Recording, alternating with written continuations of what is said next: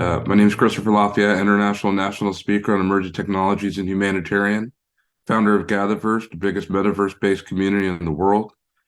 We've developed and have hundreds of thousands of people that make up our community, scattered throughout various social platforms and private and public uh, communities. We've had people all the way from the White House and public sector to private sector with partnerships with Meta and HP and Linux Foundation and a host of other different 501(c)(3)s and other different organizations that have joined us along this way and expressing. We have 16 events under our belt within a year's half. We have 7 more events that are coming up that are leading us firmly into 2024. Each of our events are at the intersection of humanity uh, and technology, in particular emerging technologies. The cadence and the tempo of technology has accelerated. I once said some years ago, what happens when the technology becomes more advanced than a technologist? Now that's come to pass. These generative models and what we're seeing, subsequent impact when it comes to blockchain technology in particular, Web3 as we know it is about to be firmly disrupted. There's some announcements that I'll be making in the next coming months that will disrupt the ethos of Web3 itself. I'm happy to do it, but it'll be good for industry, it'll be good for Web3, and it's going to be something that moves us forward. As you know, that we're firmly in a winter still, and what we're probably affixed in the trough of disillusionment on our way to the slope of enlightenment, hopefully to the plateau of productivity. We're going through a serious refinement stage, and so when we have regenerative states, we must be mindful that there is a progeneration, and while regeneration is happening, there's a degeneration happening as well. The greatest disrupt contemporary at our time beyond the pandemic is undoubtedly what we see happening with artificial intelligence. AGI that's knocking on our door, and these regenerative pre-trained transformers and large language models and foundational models. Now that we see multimodal systems that are coming out to play, we must, as founders of these platforms, be it under the banner of Web3 and under the auspices of fintech and a host of other different technologies within the metaverse itself, we must begin to think differently. How will the consumer, how will different market segmentations, transmetropolitan,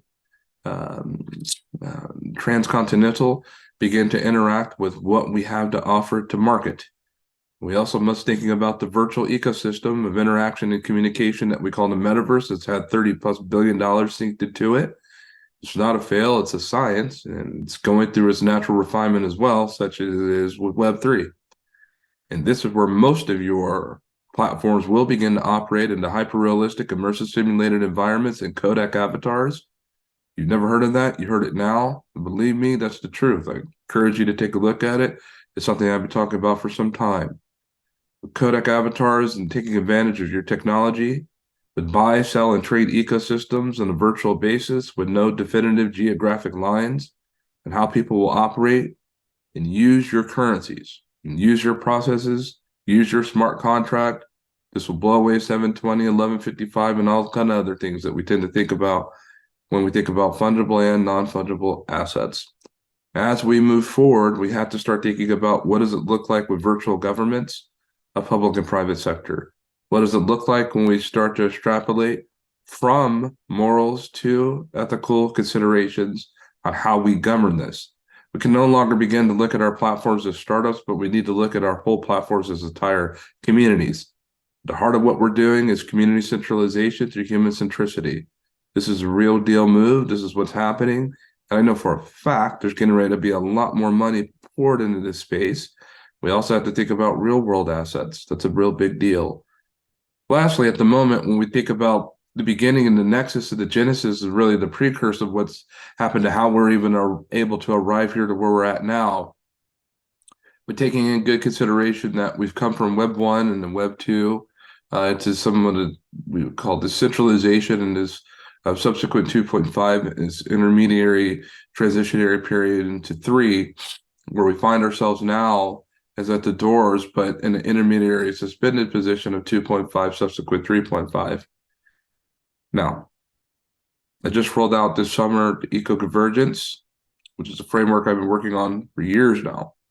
Rolled it out in San Luis Obispo University, just got back from touring 7 countries in Europe. Here's the deal. Take your technology, all technologies abide within the eco-habitat. You have XR, it's flanked by augmented reality, virtual reality, mixed reality, so forth and so on, haptics, physiohaptics, you have artificial intelligence. We know it's flanked by chatbots and smart assistants and neural networks, deep learning, machine learning. You have fintech. Another area you may have crypto assets, DeFi, DAOs, dApps, blockchain, so forth and so on.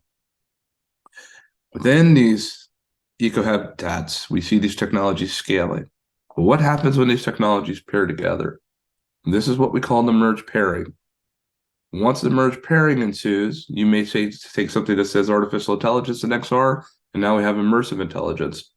What happens when we see these technologies come together? They pair, and then those pairings pair with others. That's what we call true and natural technological convergence. What does that mean? Everything that you're working on right now operates within that ecosystem. And it's not just the ones that we see in consumer market that we're concerned with. We tend to look at what we see only by way of consumer index, and we say these are the technologies that are emerging now. But the reality is, by the case studies that we're working on, that we're putting out publicly, that we've already expressed over the summer and rolled it out with great reception, that there's 270 plus technologies.